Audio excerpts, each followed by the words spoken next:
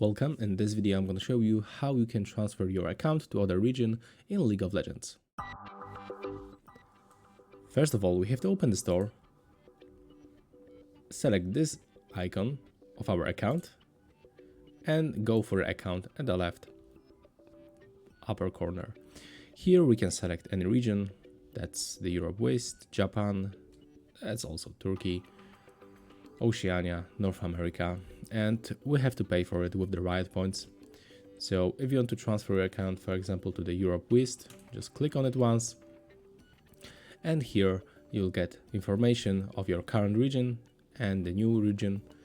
And to confirm, just click continue, and I don't have enough riot points to do this, but that's how you can navigate and that's how you can switch the region in this game.